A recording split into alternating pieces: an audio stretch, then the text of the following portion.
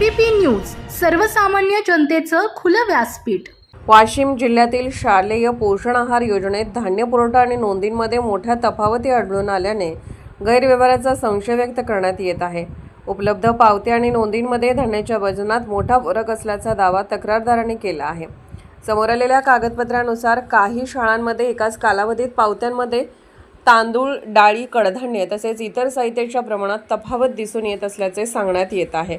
काही पावत्यांमध्ये मुख्याध्यापकांच्या शिक्के आणि स्वाक्षऱ्यांबाबतही प्रश्नचिन्ह उपस्थित करण्यात आले आहे।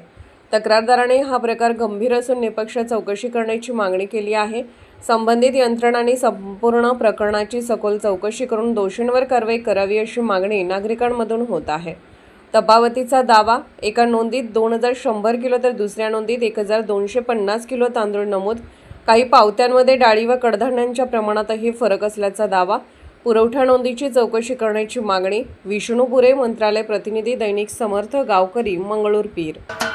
महाराष्ट्राचे सर्वमान्य दैनिक समर्थ गावकरी, अहमदनगर, पुणे, नाशिक, जळगाव, धुळे, नंदुरबार, सोलापूर, कोल्हापूर, सांगली, सातारा, मुंबई, ठाणे, पालघर, रत्नागिरी, रायगड, सिंधुदुर्ग, नांदेड, उस्मानाबाद, बीड, औरंगाबाद, नागपूर, गडचिरोली, भंडारा, गोंदिया, अकोला, यवतमाळ, बुलढाणा येथून एकाच वेळी प्रसिद्ध होणारे एकमेव दैनिक, सर्वसामान्य जनतेचे खुले व्यासपीठ।